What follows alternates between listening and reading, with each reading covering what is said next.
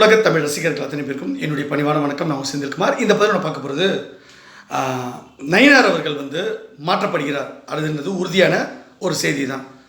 எல்லாருக்கும் அதிர்ச்சியாக இருக்கும். என்னங்க இப்போ தான் அமித்ஷா அவர்கள் வந்தாங்க, அண்ணாமலையும் நயினாரை பக்கத்தில் உட்கார வச்சுருந்தாங்க, தனித்தனியாக வேறு கூப்பிட்டு பேசியிருந்தாங்க, மேடையில் வேறு பக்கத்தில் உட்கார வச்சு ஒரு சமாதானம் வண்டி இப்போ தான் போயிருக்காரு. நீங்கள் என்னங்க வெடிகுண்டை தூக்கி போகிறீங்க அப்படின்னா, ஆமாம், மோடி அவர்களும் அமித்ஷா அவர்களும் செய்த தவறு தான் இப்போ நயினார் அவர்கள் இப்படி சொதப்பினது.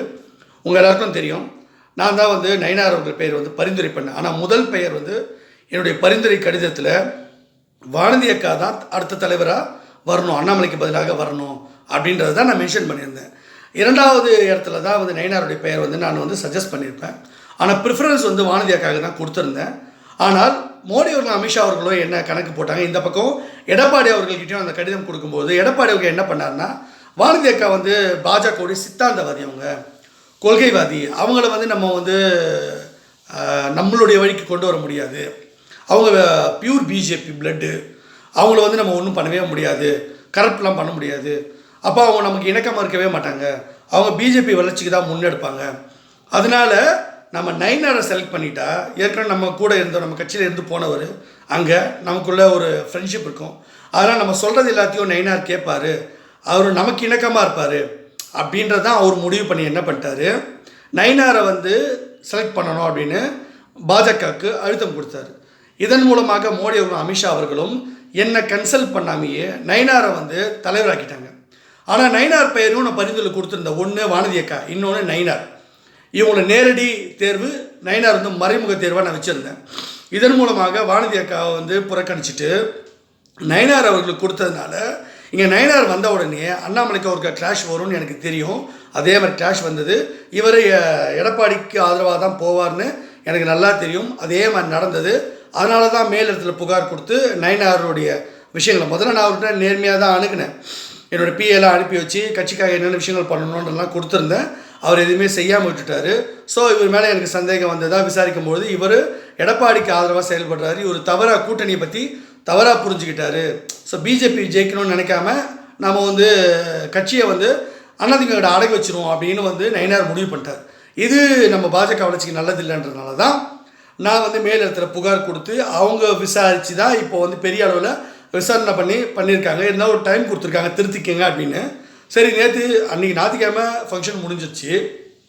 திங்கக்கிழமை செவ்வாய்க்கிழமையில் எனக்கு ஏதாவது கால் பண்ணுவாங்க, எனக்கு ஏதாவது நயினார் அவர்கள் ஒரு சாரி கேட்பார், இல்லை ஒரு வருத்தம் தெரிவிப்பார், இல்லை ஏதாவது ஒரு கடிதம் அனுப்பி இந்த விஷயம்லாம் நான் முன்னெடுக்கிறேன், நீங்கள் கொடுத்த கடிதங்களை பார்த்துட்டு இந்த விஷயம் கண்டிப்பாக நான் முன்னெடுக்கிறேன் அப்படின்ற ப்ராமிஸ்லாம் அவர் லெட்டரில் கொடுப்பாரு அப்படின்னு நான் நினச்சேன். இல்லை என்னோடய பிஏ கூப்பிட்டு ஆஃபீஸ்க்கு வாங்க, நீங்கள் சார் என்ன ஆலோசனை சொல்கிறாரோ அது மாதிரி நடக்கிற அப்படின்னு ஏதாச்சும் கொஞ்சம் இறங்கி வருவார்னு பார்த்தா விடாப்படியாக அப்படியே எதுவுமே பதில் கொடுக்கல.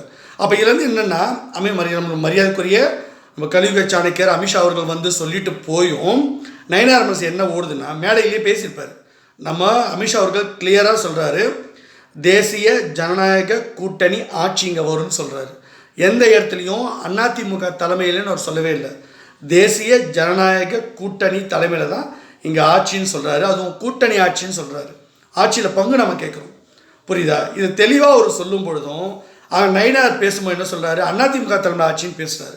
அப்போது அவர் அமித்ஷா சொன்னான்னா யார் சொன்னான்னா, நான் எடப்பாடிக்கு இணக்கமாக தான் செயல்படுவோன்ற தோற்றத்தில் அவர் செயல்படுறார். இது நல்லதே கிடையாது. ஸோ நயினாரை மாற்ற வேண்டிய கட்டாயம் இப்போ எனக்கு ஏற்பட்டிருக்கு. கண்டிப்பாக நயினார் அவர்களை இந்த முறை நான் மாற்றிடுவேன். இதை நயினார் அவர்கள் தடுக்க முடியும். இதற்கு முன்னாடி நயினார் அவர்கள் தலைவராக இருக்கட்டும் அப்படின்னு நான் ப்ரிஃபரன்ஸ் கொடுத்தேன். அண்ணாமலையும் அக்கமடேட் பண்ணுவேன் எப்படியாச்சும் அப்படின்னு நான் சொல்லியிருந்தேன். ஆனால் நயினாருடைய செயல்பாடுகள் இப்போது பிஜேபிக்கு எதிராக போகுது, பிஜேபிக்கு நலனுக்கு எதிராக போகுது, கட்சி நலனுக்கு எதிராக போகும்போது அது யாராக இருந்தாலும் நான் வேடிக்கை பார்க்க முடியாது. அதனால் மோடி அவர்களும் அமித்ஷா அவர்களும் ஒரு தவறான ஆள் உட்கார வச்சுட்டாங்க. வானதி அக்காவை நேரம் உட்கார வச்சுருந்தா அவங்க சித்தாந்தவாதி, அவங்க நான் சொல்கிறது கண்டிப்பாக நம்ம சொல்கிற எல்லா ஆலோசனையும் அவங்க கட்சி நலனுக்கு அப்படின்னும் போது கேட்டு உடனடியாக ஆக்ஷன் எடுப்பாங்க. அக்கா அந்த அளவுக்கு புரிதல் இருக்குது. எனக்கும் அக்கா மேலே மரியாதை இருக்குது, அக்காவுக்கு எனக்கு நல்லாவே தெரியும். ஸோ எல்லாருக்கும் எனக்கு நல்லா தெரியும். ஆனால் நயினார் போன்றவர்கள் பதவியில் உட்காந்துக்கிட்டு சும்மானால தெரியாத மாதிரி அண்ணாமலை வாரூமியூர் அப்படின்லாம் கதை கட்டி விட்டு என்னை பற்றி புகாரில் அமித்ஷா கிட்ட கொடுத்த உடனே அமித்ஷா அவருக்கு என்ன சொல்கிறார், கூப்பிட்டு செந்தில்குமார் மேலே புகார் கொடுக்குற தகுதியில் உங்களுக்கு கிடையவே யாருக்குங்க கிடையாது. அவர் சித்தாந்தவாதி, அவர் கொள்கைவாதி, அவர் கட்சிக்காக 24 மணி நேரம் உழைச்சிக்கிட்டே இருப்பார். அவரை மாதிரி கட்சிக்காக ஆலோசனை கொடுக்குற யாரும் கிடையாது. பல்வேறு விஷயங்களை அவர் களத்திலையும் போய் செய்வார், எல்லாத்தையும் செய்வார். உங்களை மாதிரி சீப்பான பப்ளிசிட்டி தேடுறால் அவர் கிடையாது. அவர் தன்னுடைய வேலை செஞ்சுட்டு போயிட்டே இருப்பார். எந்த இடத்துலையும் ஃபோட்டோ போடுறதோ, பேனர் வைக்கிறதோ, கட் அவுட் வைக்கிறதோ, இந்த மாதிரி கீழ்த்தரமான வேலை, மோசமான கேவலமான பப்ளிசிட்டி வேலைலாம் அவர் பண்ணுறது கிடையாது. அவர் நினச்சா பண்ணலாம். அவருக்கு செல்வாக்கு இருக்குது, அவருக்கு எல்லாமே இருக்குது. அவர் நினச்சா அவரே கூட தலைவராக வந்து உட்கார முடியும் இந்த கமலாலயத்தில். ஆனால் அவர் ஒருபோதும் அது விரும்புறது கிடையாது. மற்றவங்களுக்கு வாய்ப்பு கொடுங்க, நான் ஒரு ஆலோசகராகவே இருக்கிறேன் அப்படின்னு தான் அவர் செயல்படுறார். அதனால் செந்தில்குமார், அதாவது மோடி அவர்கள், அமித்ஷா அவர்கள், ஆர்எஸ்எஸ், அடுத்தது 4வதாக செந்தில்குமார், இந்த 4 பேரும் இந்த கட்சியினுடைய ஒரு தூண். இதில் மற்ற நபர்கள் மாற்றப்படலாம், நாங்கள் வந்து பொறுப்பில் இருப்போம், பொறுப்பில் எல்லாம் போயிடுவோம். ஆனால் செந்தில்குமாரும் ஆர்எஸ்எஸும் இந்த கட்சியுடைய 2 தூண்கள். அவங்க எந்த காலத்திலும் இந்த சித்தாந்தத்தை விட்டு கொடுக்க மாட்டாங்க, இது கட்சி விட்டு போக மாட்டாங்க. இந்த கட்சிக்காக 24 மணி நேரமும் ஆர்எஸ்எஸும் உழைக்குது, செந்தில்குமாரும் உழைக்கிறார். அப்போது இந்த தூண்கள் தான் முக்கியம். ஆட்கள் நாங்கள் மாறுவோம். அன்னைக்கு வாஜ்பாய் பிரதமராக இருந்தார், அதுக்கப்புறம் வந்து நம்முடைய மோடி அவர்கள் பிரதமராக வந்திருக்காங்க. நாளைக்கு நாங்கள் கூட அந்த பதவியிலிருந்து போகலாம். ஆனால் செந்தில்குமார் போன்றவர்கள், ஆர்எஸ்எஸ் போன்ற இயக்கம் போன்றதெல்லாம் தொடர்ந்து செயல்பட்டுக்கிட்டே இருப்பாங்க. அவங்களெல்லாம் நீக்கிற அதிகாரம் யாருக்கும் கிடையாது. அவங்க தொடர்ந்து சித்தாந்தத்துக்காக வேலை செய்கிறவங்க. அவங்களுக்கு புகார் கொடுக்குற தகுதியெல்லாம் நயினார் கிடையாது அப்படின்னு வெளுத்து வாங்கிட்டாங்க நயினார். அவர் சொன்னதுக்கு நீங்கள் என்ன நடவடிக்கை எடுத்தீங்க?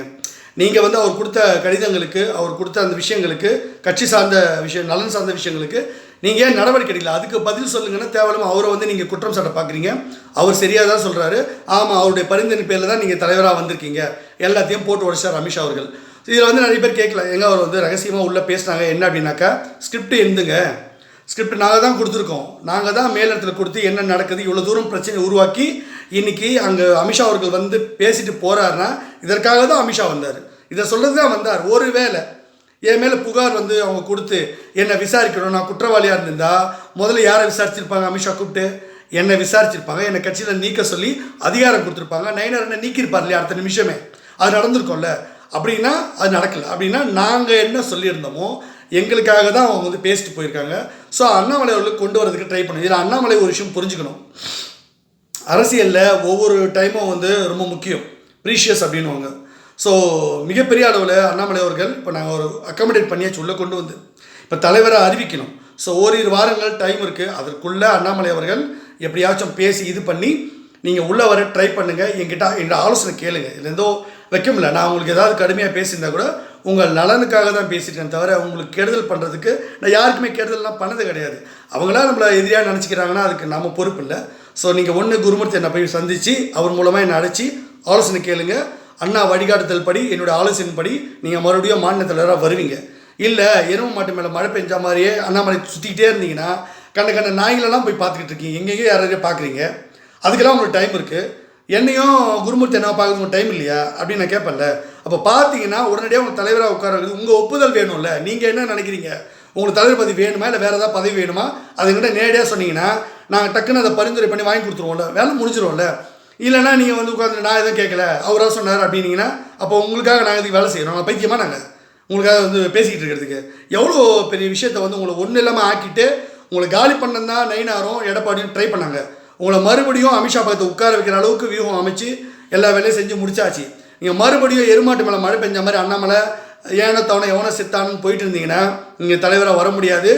ஏன்னா எடப்பாடி அவர்களோட நயினாரம் ஒன்றா சேர்ந்து மறுபடியும் வேறு ஏதாவது அமித்ஷா கிட்டேயும் மோடி அவர்கிட்ட சொல்லி நீங்கள் சொல்கிற எல்லாத்துக்கும் கட்டுப்படுறேன்னு ட்ராமா பண்ணுவாங்க. உண்மையே கிடையாது. உண்மையிலே கூட்டணிக்கு வந்துட்டாங்கன்னா அது வேறு. இவங்க பண்ணுறது எல்லாமே ட்ராமா. ஸோ அமித்ஷா அவர்களையும் மோடி அவர்களையும் ஏமாத்துறதுக்கு எடப்பாடி நயினார் 2 பேரும் ஒன்றா சேர்ந்துக்கிட்டு ட்ராமா பண்ணுறாங்க. அந்த ட்ராமாவில் மோடி ஏமாறலாம், அமித்ஷா ஏமாறலாம், ஆர்எஸ்எஸ் கூட ஏமாறலாம். இந்த செந்தில்குமாரை அவங்க ஏமாற்றவே முடியாது. ஏன்னா அவங்களோட மனசை நான் படிச்சிடுவேன். ஒருத்தரை பார்க்கும்போது சந்திக்கும் போதே அவங்க மனசில் என்ன இருக்குது, அவங்க எப்படிப்பட்ட ஆளுன்னு எனக்கு தெரியும். என்னுடைய பிஏவை நயினார் ஆஃபீஸ்க்கு அனுப்பும்போது, கமலாலயத்துக்கு அனுப்பும்போது கூட நான் முன்னாடியே சொல்லிட்டேன், நயினார் அவர்கள் இப்படி தான் நடந்துப்பார், அவர் தலைவராக வந்து உட்காந்துட்டாரு, இந்த மாதிரி மோசமான நடவடிக்கை தான் பண்ணுவார். நீங்கள் நினைக்கிற மாதிரி உங்களுக்கு சாஃப்டாக பேச மாட்டோம், உங்கள்கிட்ட வந்து அவங்க பிஏவும் வந்து பேச மாட்டாங்க. ஸோ உங்களை இன்சல்ட் பண்ணுற மாதிரி தான் நடந்துப்பார், பதிலே கொடுக்க மாட்டார். நாம் வந்து அவரை மாற்ற வேண்டிய கட்டாயத்துக்கு வரும்னு சொல்லி தான் அனுப்பியிருந்தேன். அதே தான் நடந்தது. இவங்க ஆச்சரியப்படுறாங்க, என்னங்க நீங்கள் சொன்ன மாதிரி அப்படியே நடந்து போச்சு அப்படின்னு. என்னுடைய 2 பிஏவும் அதே தான் சொல்கிறாங்க. இப்போ அதான் நடந்திருக்கு. எனக்கு தெரியும் எப்படி என்னென்னு. அதனால் எடப்பாடி அவர்களும் நயினார் அவர்களும் அண்ணாமலைக்கு எதிராக காய் நகர்த்தி அண்ணாமலையை ஒட்டுமொத்தமாக ஒழிக்கிறதுக்கு முன்னாடி அண்ணாமலை அவர்கள் நீங்கள் முந்திக்கங்க, இல்லைனா அண்ணாமலை அவர்கள் இத்தோடு முடிஞ்சு உங்கள் கதை.